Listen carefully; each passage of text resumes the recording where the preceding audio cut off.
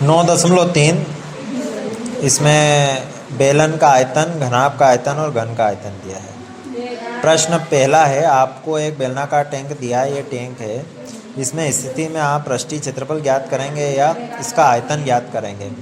तो यह ज्ञात करने के लिए इसमें कितना पानी रखा जा सकता है, तो इसमें पानी यानी कि इसके अंदर के आयतन की बात हो रही है, इसके अंदर कितनी संख्या में कोई सी भी चीज़ रखी जा सकती है, तो वहाँ आयतन की बात होती है। क्या ज्ञात करेंगे? आयतन ज्ञात करेंगे।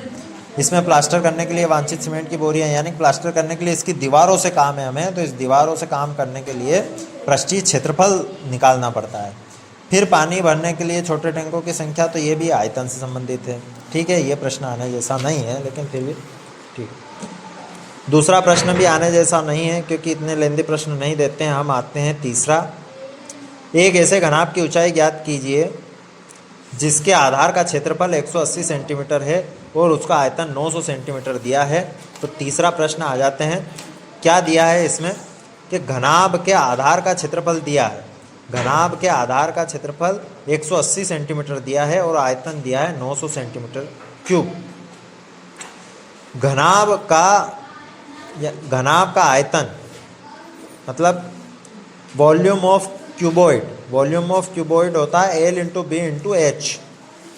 घनाभ का आयतन क्वेश्चन में वॉल्यूम दिया है 900 और L इंटू बी होता है, जैसे ये घनाभ है, इसके जो आधार है, इसका जो बेस है, बेस का क्षेत्रफल, बेस का जो एरिया है वो होता है L इंटू बी, यानी कि L इंटू बी भी गिवन है क्वेश्चन में, जो कि 180 है।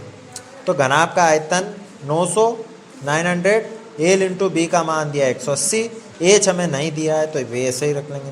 अब ये 180 इसके गुणनफल में है, मल्टीप्लाई में है, इधर जाएगा तो डिवाइड में जाएगा, वैसे इसको डिवाइड कर देंगे, 0 से 0 कैंसिल, 8 से डिवाइड करेंगे तो 5, यानी कि एच बराबर 5 सेंटीमीटर, यह आंसर है।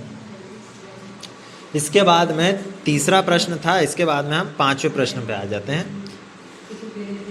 एक ऐसे बेलन की ऊंचाई ज्ञात कीजिए जिसका आयतन 1.54 मीटर क्यूब है और जिसके आधार का व्यास दिया है 140 सेंटीमीटर। तो बेलन का आयतन दिया है 1.54 मीटर क्यूब और आधार का व्यास दिया है 140 सेंटीमीटर। अब ये मीटर में दिया है या सेंटीमीटर में दिया है? व्यास दिया है तो इसकी त्रिज्या आधी हो जाएगी, क्योंकि व्यास की आधी होती है त्रिज्या। व्यास, जैसे कि ये जो बेलन है, ये सिलेंडर है, सिलेंडर का ये रेडियस यहाँ से, इसके सेंटर से यहाँ तक होती है और इसका व्यास यहाँ से यहाँ तक होता है, तो व्यास का आधा त्रिज्या होती है। तो त्रिज्या 140 व्यास है, तो त्रिज्या 70 और 70 सेंटीमीटर में है, तो इसको मीटर में बदलेंगे तो 0.7 मीटर। अब बेलन का आयतन का सूत्र हमें मालूम है, पाई आर स्क्वायर एच। आयतन दिया है 1.54 और ये पाई का मान, आर ये है, एच फाइंड करना है, ये है।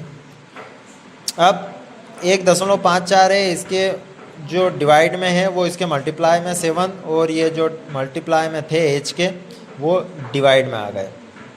पॉइंट के बाद में एक संख्या है, पॉइंट के बाद में एक संख्या है और यहाँ पर पॉइंट के बाद में दो संख्या है। तो ये पॉइंट के बाद में जितने डेसिमल का जितना स्थान है, दशमलव का जितना स्थान है, यहाँ पे 2 है और यहाँ पे 1 है, तो ये कैंसिल आउट हो जाते हैं, दशमलव हट जाते हैं मतलब, और एक साथ कैंसिल, 7 से इसको काटेंगे तो 22 आएगा और 22 से वापस इसको काट देंगे तो 1 आएगा, यानी कि एच बराबर 1 मीटर, क्योंकि हमने मीटर में चेंज कर लिया था।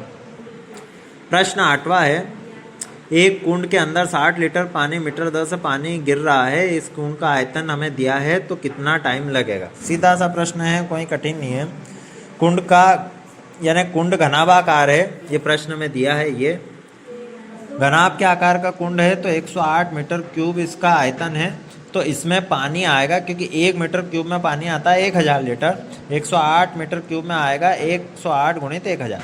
1 मिनट में पानी भरता है 60 लीटर, तो 108 गुणित 1000 लीटर कुंड पानी भरने के लिए कितना समय लगेगा? तो 108 गुणित 1000 बटे 60, तो मिनट में आया 1800 मिनट। 1800 को घंटे में बदल लेंगे, 60 से भाग दे देंगे तो 30 घंटे। अब एक उदाहरण भी है इसमें आने जैसा, 8वां, जो कि प्रश्न तीसरे जैसा है, यह आपको करना है। और एक प्रश्न और है आने जैसा, छठा प्रश्न, ये भी आपको करना है।